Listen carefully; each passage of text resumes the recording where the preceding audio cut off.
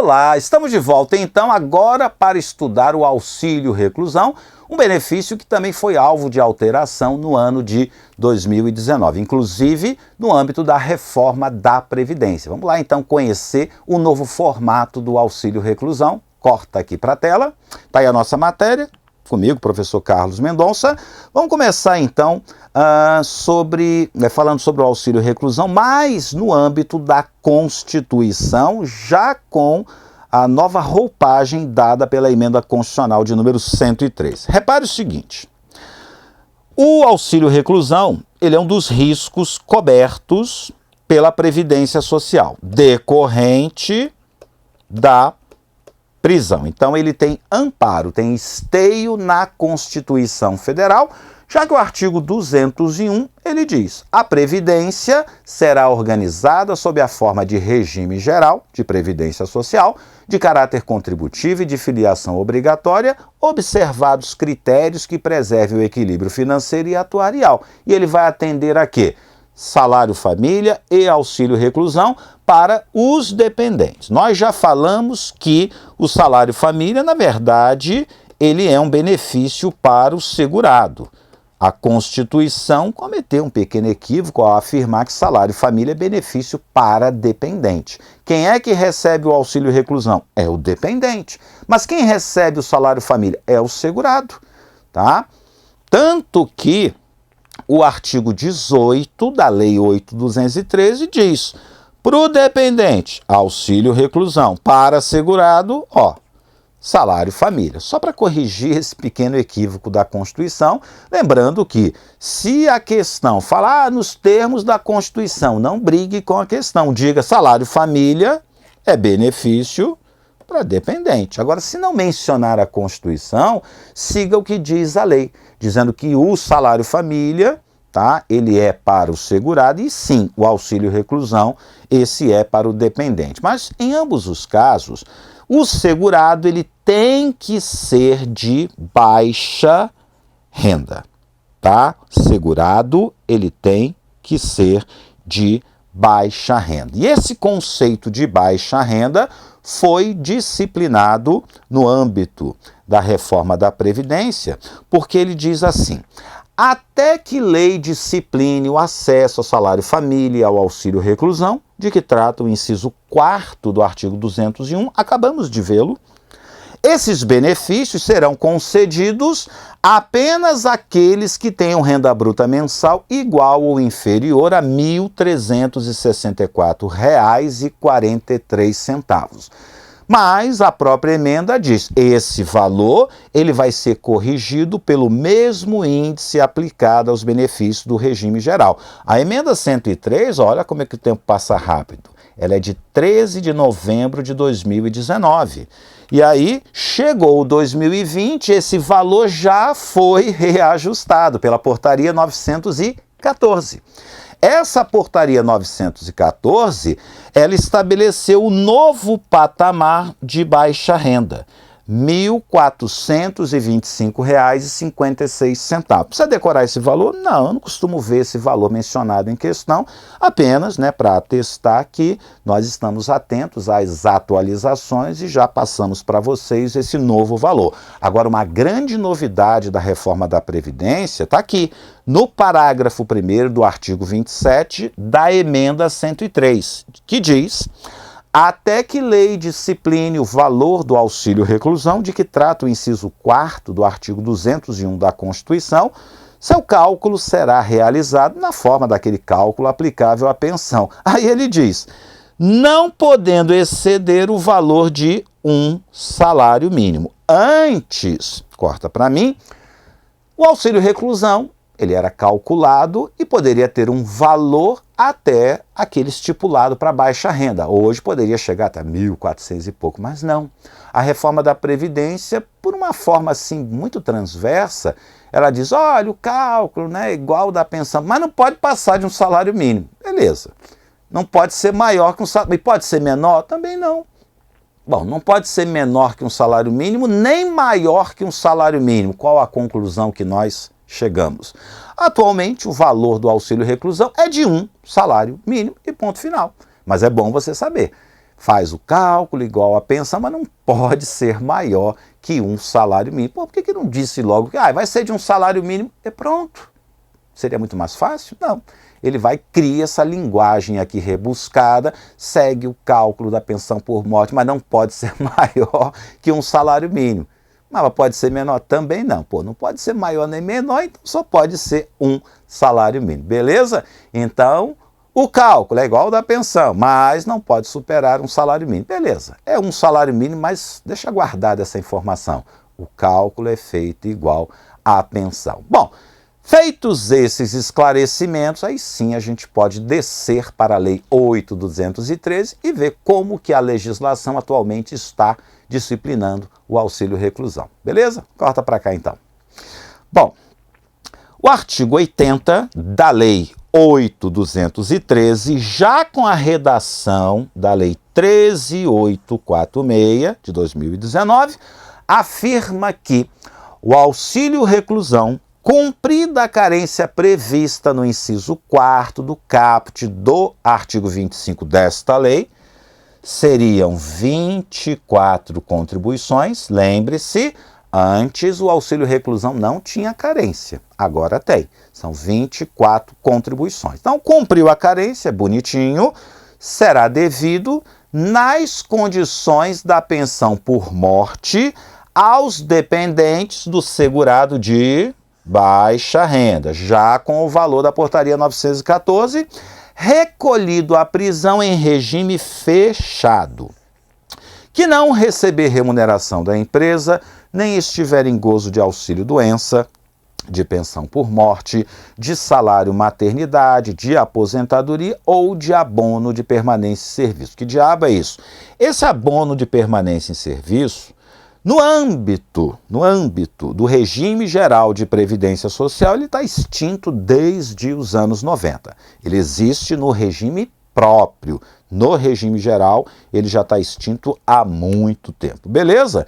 Então, segue as regras da pensão por morte, só que o cara não morreu, ele foi para a prisão, ele tem que ser de baixa renda, o regime prisional tem que ser o regime fechado e a carência, nova carência, passa a ser de 24 contribuições. Tá, mas como é que a gente vai na Previdência pedir um auxílio reclusão? Porque na pensão por morte é simples, leva a certidão de óbito. E no auxílio reclusão? Bom, em relação à comprovação de que o sujeito está encarcerado, nós temos vários parágrafos do artigo 80 que vão tratar exatamente deste assunto. Parágrafo 1º. O requerimento do auxílio reclusão será instruído com certidão judicial que ateste o recolhimento efetivo à prisão. Leva uma certidão dizendo que o sujeito está lá preso. Então, você vai lá, por exemplo, onde ele está preso, no sistema prisional. Digamos que o nosso encarcerado seja um sujeito chamado Jadiael Silva, e você fala assim, eu quero uma certidão dizendo aí que o Jadiael Silva, ele está preso. Aí pega a certidão, né, desse meliante, leva lá na Previdência Social e pronto, juntamente com a documentação relacionada ao histórico laborativo, principalmente a carteira de trabalho, para a Previdência poder aferir se este segurado, primeiro, já recolheu as 24 contribuições e aferir também se efetivamente ele é ou não de baixa renda. Então, requerimento do auxílio reclusão será instruído com certidão judicial que ateste o recolhimento efetivo à prisão e será obrigatória a apresentação de prova de permanência na condição de presidiário para a manutenção do benefício. Como os regulamentos, né, indicam que essa reapresentação é trimestral, isso aí continua sendo, então, de 3 em 3 meses, a gente vai, então, reapresentar essa documentação. Agora, né, nessa era digital, o INSS está metido a besta, né, quer facilitar a vida das pessoas e tal. O parágrafo 2º diz que o INSS celebrará convênios com os órgãos públicos responsáveis pelo cadastro dos presos para obter informações sobre o recolhimento à prisão.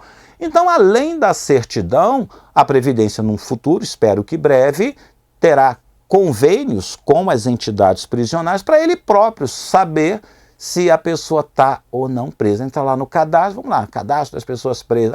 Realmente ele está preso, para não cometer nenhuma injustiça. Vai que por alguma razão a pessoa não apresente a certidão, após o prazo de 3 meses, a Previdência vai lá, dá só uma conferida, não, ele continua preso aqui e tal. Então, antes da gente cancelar o benefício, vamos instar aquela pessoa para ver se ela traz aqui a nossa certidão. Tranquilo? Vamos continuar, corta para cá. Ainda em relação à documentação necessária, tanto para concessão quanto manutenção do auxílio reclusão. Para fins do disposto nesta lei, considera-se segurado de baixa renda aquele que, no mês de competência de recolhimento à prisão, tenha renda apurada nos termos do disposto no parágrafo 4º, esse daqui a gente já chega lá, de valor igual ou inferior àquela prevista. Não é mais esse artigo 13, né? Isso aqui foi lá em 98. Vimos que o 27 já traz um novo valor, e esse novo valor recente, de novembro de 2019, já está atualizado em 2020, tá? O que acontece? Isso aqui é uma linha do tempo, o sujeito foi preso. Foi preso. Daqui para frente está lá no xilindó, né? Está lá preso. Aí eu tenho que saber se ele é de baixa renda. O primeiro parâmetro já está aqui no parágrafo 3º. Para fins do disposto nesta lei, considera-se segurado de baixa renda aquele que, no mês de competência do recolhimento, quanto é que ele estava ganhando aqui? Ele ganhava um salário mínimo.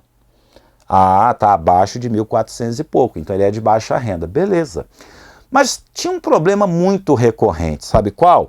Às vezes o cara perdia o emprego aqui e ele estava aqui no 12, 12, 12, no período de graça, ou seja, ele estava desempregado. Mas sabe quanto que ele ganhava aqui? Vou te dizer, ele ganhava 50 mil. Quando ele trabalhava, quando ele estava empregado, ele ganhava 50 mil. Obviamente não é uma pessoa de baixa renda, todos vão concordar comigo. Mas aí a jurisprudência entendia o seguinte: não, ele não está desempregado. Quando aqui ele foi preso, ele não estava desempregado. Se ele está desempregado, a renda dele é zero. Se a renda é zero, ele é de baixa renda. E danou-se a distribuir auxílio reclusão para todo cara que ia preso e estava desempregado. Para resolver esse problema, surge o parágrafo 4º, introduzido pela lei aqui, 13.846. A aferição da renda mensal bruta para enquadramento do segurado como de baixa renda ocorrerá pela média dos salários de contribuição apurados no período de 12 meses anteriores ao mês de recolhimento. Então é o seguinte, às vezes o cara está preso aqui, tudo bem, agora a renda é zero, mas aí eu faço a média dos 12 últimos. Como eu vou pegar esse salário bonzão aqui que ele tem, nesse período, aí provavelmente ele não vai ser de baixa renda. Então ficou assim, corta para mim. Pego a renda no mês do recolhimento. Beleza, vou aferir se é ou não de baixa renda. Agora, se por acaso ele estiver desempregado, está lá no período de graça, eu vou e faço a média dos últimos 12 meses, tá? Para tentar pegar aquelas pessoas que, quando estavam empregadas, elas não eram de baixa renda. Então, são dois mecanismos para a gente aferir se é ou não de baixa renda. Isso daqui nada mais é que uma reação àquela jurisprudência condescendente do STJ, que passou a considerar todo desempregado como sendo de baixa renda, independentemente de quanto ele ganhava quando ele estava trabalhando. Beleza? Guarde essa informação, ela é super nova. Volta para cá, vamos continuar. Pois bem, ainda no âmbito do artigo 80, nós temos outros parágrafos para estudar, agora sim relacionados aos documentos, e o parágrafo 5º, ele diz: a certidão judicial e a prova de permanência na condição de presidiário poderão ser substituídas pelo acesso à base de dados por meio eletrônico a ser disponibilizada pelo Conselho Nacional de Justiça com dados cadastrais que assegurem a identificação plena do segurado e da sua condição de presidiário. Esse parágrafo 5º já está de acordo com os normativos de desburocratização. Afinal de contas, fica feio o Estado pedir uma informação que ele próprio já tem. O Estado que eu digo é o Estado como um todo. Então tem lá, digamos, o Conselho Nacional de Justiça tem essas informações, faz o convênio com a Previdência, a Previdência sabe quem está preso, não precisa ficar exigindo do segurado a apresentação da certidão. Se o próprio Estado tem essa informação, não faz sentido o Estado pedir, mas isso ainda depende de algumas costuras burocráticas dentro do próprio governo para que haja a sua viabilização. Tranquilo? Vamos continuar. Se o segurado tiver recebido benefícios por incapacidade no período previsto no parágrafo 4º deste artigo, sua duração será contada considerando-se como salário de contribuição no período o salário de benefício que serviu de base para o cálculo da renda mensal, reajustado na mesma época e com a mesma base de benefícios em geral, não podendo ser inferior ao valor de um salário mínimo. Então, por exemplo, você tem o SB, né, 100%, aí você concede um auxílio-doença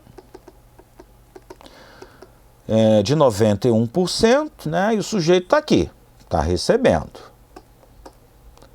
91%, 91%, 91%, 91%, que é o auxílio-doença, e aí ele vai preso. Aí a gente precisa aferir, né, se ele é ou não de baixa renda, faremos aquela história, né, média das 12 últimas, mas aí eu não utilizo esse 91. Eu vou utilizar o SB original. O SB original, ele era de 100%, beleza? É o que diz aqui nosso parágrafo 6º, tá? Eu vou considerar o SB original para aferir se a média das 12 últimas encaixa ou não essa pessoa na condição de baixa renda. Parágrafo 7º, o exercício de atividade remunerada do segurado recluso em cumprimento de pena em regime fechado não acarreta a perda do direito ao recebimento do auxílio-reclusão para os seus dependentes. É muito comum, isso acontece, né? Os dependentes estão lá recebendo o auxílio-reclusão e o preso pode ficar com a seguinte preocupação: não vou exercer uma atividade laborativa na cadeia porque poderia atrapalhar o recebimento do auxílio-reclusão. Não precisa ter esse temor. Ainda que ele trabalhe, tá, durante o cumprimento da pena, isso não vai acarretar nenhuma consequência negativa aos dependentes que estão recebendo lá o auxílio-reclusão. Boa medida, concorda? Vamos continuar. Corta para cá. Em caso de morte do segurado recluso, que tenha contribuído para a Previdência Social, porque ele estava trabalhando, né? Aí a gente sabe que ele pode contribuir como facultativo, durante o período de reclusão, o valor da pensão por morte será calculado levando-se em consideração o tempo de contribuição adicional e os correspondentes salários de contribuição, facultada a opção pelo valor do auxílio-reclusão. Traduzindo o que está escrito aqui, volta para cá. Os dependentes já estão recebendo o auxílio-reclusão porque esse benefício já foi calculado. Calculado em razão da situação deste preso quando ele estava em liberdade. Agora preso, ele também continua trabalhando, tem uma nova realidade remuneratória. Se por acaso essa realidade remuneratória ensejar o valor de uma pensão mais benéfica, então esse tempo, esses valores serão considerados no cálculo. Por outro lado, caso ele ache que não vai interferir no valor da pensão, eu pego o valor do auxílio-reclusão e converto em pensão por morte. Esse dispositivo aqui me parece prejudicado porque com a alteração do cálculo da pensão, né, 50% mais 10, dificilmente isso vai acontecer. porque eu simplesmente não poderia converter, porque a pensão agora tem um novo regramento. Portanto, entendo que esse parágrafo 8º, com a nova regra de cálculo da pensão, ficou extremamente prejudicado. Tranquilo? Fico por aqui. Na sequência, a gente vai ver mais um benefício previdenciário. Já já eu volto.